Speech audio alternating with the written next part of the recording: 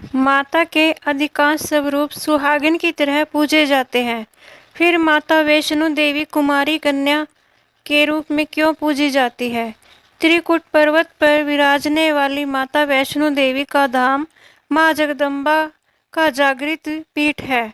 माता वैष्णो देवी के भक्त दुनिया भर से आते हैं और माता से मनोकामना पूर्ति का वरदान लेकर जाते हैं। माता वैष्णो देवी की मुख्य भवन पर पहुंचने से पहले एक अर्धकुमारी गुफा भी आती है, जहां से भक्तों को रेंग कर पार करना होता है। कहते हैं माता वैष्णो देवी के भक्तों के लिए यदि हर बार संभव नहीं हो तो भी कम से कम एक बार तो अर्धकुमारी गुफा को जरूर पार कर लेना चाहिए।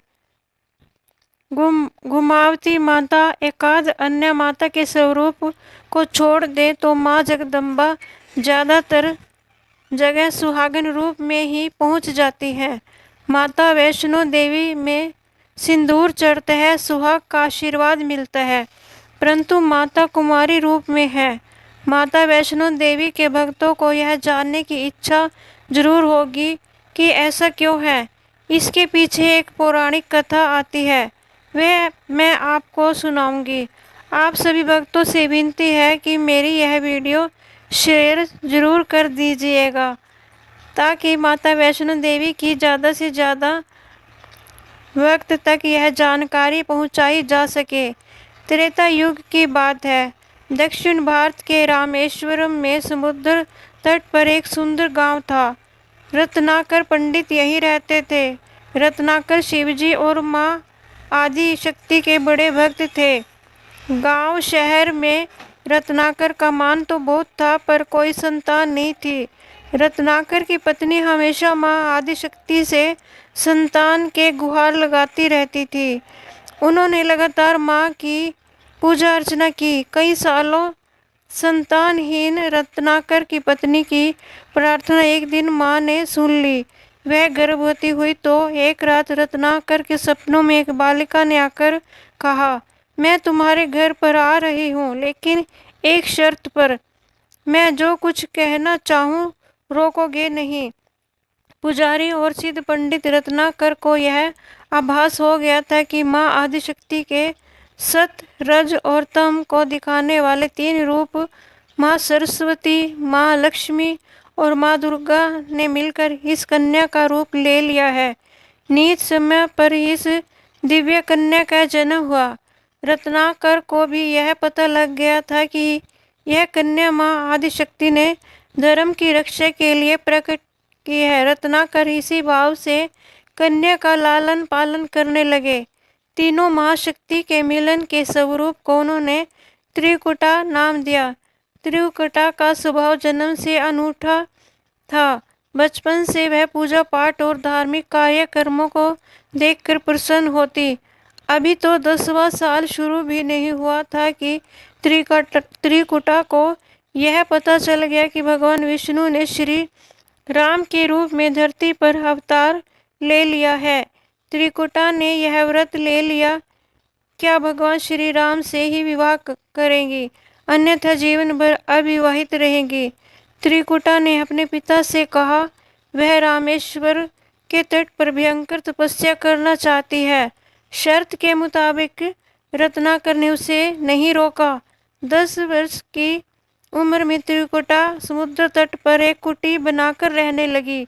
वहां भगवान श्री राम को पति मानकर उनको पाने के लिए कठोर तपस्या करने लगी। इसी तरह घोर तप करते हुए त्रिकुटा को बहुत वर्ष बीत गए। सीता हरण के बाद भगवान श्री राम लक्ष्मण के साथ दल बल लेकर सीता की खोज करते हुए रामेश्वरम पहुँचे। श्री राम को पुल बांधने तक यहाँ ठहरना था। भगवान एक दिन विचरण कर रहे थे, तभी समुद्र तट पर एक तेजस्विनी ध्यान मगन कन्या को देख बहुत चकित हुए। उस कन्या के ओज और आभा से वह स्थान अलग ही रोशनी से प्रकाशित हो रहा था। भगवान श्री राम कौतूहल वश उस कन्या के तपोस्थल तक पहुँचे। प्रभु ने उस कन्या से पूछा, तुम कौन हो देवी, और इतनी कम उम्र में इतना कठोर तप क्यों कर रही हो? ऐसी क्या अभिलाषा है जिसके लिए ऐसा घोर तप करने को विवश हो। कन्या ने भगवान को विनय पूर्वक प्रणाम करके अपना परिचय पंडित रत्नाकर की पुत्री त्रिकुटा के रूप में दिया। फिर अपनी प्रतिज्ञा बताई। त्रिकुटा जान गई थी कि उनके सामने साक्षात भगवान श्री राम ही खड़े हैं, इसलिए उन्होंने निवेदन किया कि आप मुझे पत्नी के रूप में स्वीकार लें। इस पर भगवान श्री राम ने कहा, यह संभव नहीं है। मैं एक पत्नी रहने के संकल्प से बंधा हूँ। अपनी पत्नी के अपहर्ता को दंड देने के लिए यहाँ तक सेना सहित आया हूँ। त्रिकुटा को यह सुनकर आघात पहुँचा। उन्होंने अपने कठोर तप का वास्ता दिया। उन्होंने भगवान से विवाह करने की पुनः याचना की। त्रिकुटा ने कहा, प्रभु, क्या मेरा यह तप व्यर्थ गया? मेरे तप में वह शक्ति नहीं कि आपको प्राप्त कर सकूं, तो मैं इससे और कठोर करूंगी। तब तक जारी रखूंगी जब तक मेरी अभिलाषा पूरी नहीं हो जाती। भगवान ने कहा, जब मैं सीता का पता लगाकर लौटूंगा तब तुम्हारे पास आऊंगा। यदि तुम मुझे पहचान लोगी तो मैं तुम्हारी इस बात पर सही निर्णय करूंगा।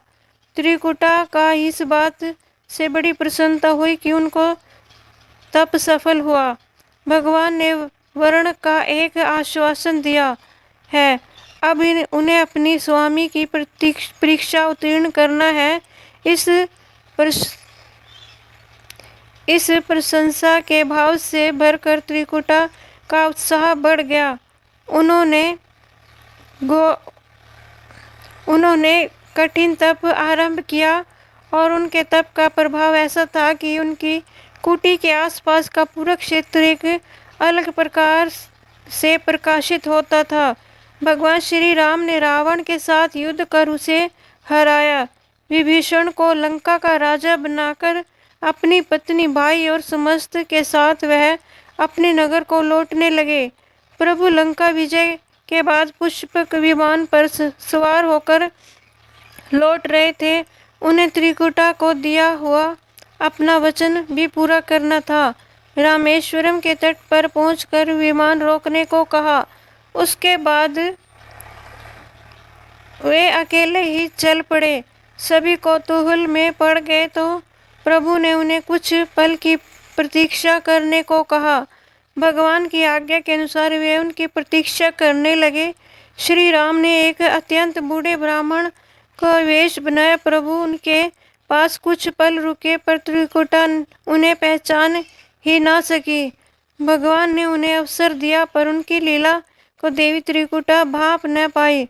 भगवान श्री राम अपने असली रूप में आ गए। उन्होंने त्रिकुटा से कहा, हे देवी, मैं आपको दिए वचन के अनुसार आपके पास आया था, परंतु आप उस परीक्षा में सफल नहीं हो पाए। वैसे भी इस जन्म में सीता से विवाह कर मैंने एक पत्नी व्रत का प्रण लिया है, इसलिए तुम्हारे साथ विवाह होना असंभव ही था। भगवान ने उनकी मन की स्थिति समझ ली और मधुर वचन में बोले। भगवान ने कहा, आपको निराश होने की आवश्यकता नहीं। आपका संकल्प पक्का है, इसलिए मैं इसे खाली नहीं जाने दूंगा। इस युग में व्रतधारी होने के कारण विवश हूँ।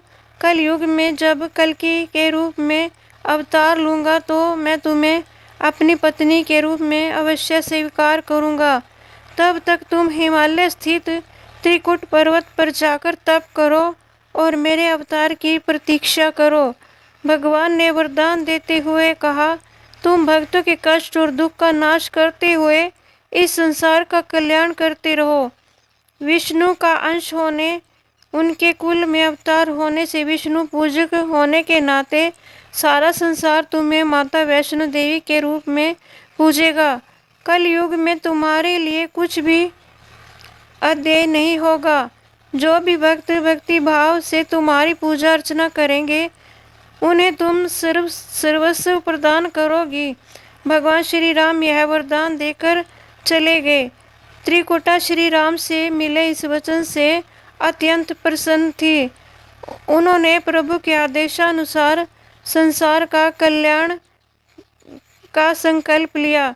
त्रिकुटा उत्तरी भारत के माणिक पर्वत श्रृंखला के 3 पहाड़ों वाले त्रिकुट पर्वत पर तप के लिए आ गई। वहीं माता वैष्णो देवी के नाम से विराजमान है। श्री हरि का वरदान होने के कारण वैष्णो माता भक्तों की सभी मनोकामनाएं पूरी करती है। इसलिए माता का स्वरूप कुमारी का है। वह श्री हरि के कल के अवतार की प्रतीक्षा कर रही है। उस अवतार के बाद भगवान उन्हें स्वीकार करेंगे और संभव है कि माता वैष्णो देवी को किसी अन्य धाम पर भी स्थान दें और उन्हें कुछ अन्य दायित्व भी दें। यह कथा लोक श्रुति पर आधारित है और दक्षिण भारत की बहुत प्रसिद्ध लोक श्रुति है। माता वैष्णो देवी श्रद्धा पूर्वक भक्ति के साथ आने वाले भक्तों की मनोकामना अवश्य पूर्ण करती है। माता के मंदिर में ही ऊपर भैरवनाथ की गुफा है। यह भैरवनाथ शिव स्वरूप भगवान भैरव नहीं है, बल्कि ऐसा अघोर हठी साधु भैरवनाथ है। भैरवनाथ को नाथ पंथ का साधक भी माना जाता है। उसी नाथ पंथ का साधक जिसमें योगी आदित्यनाथ आते हैं। दोस्तों, मेरी यह वीडियो देखने के लिए आपका बहुत बहुत धन्यवाद।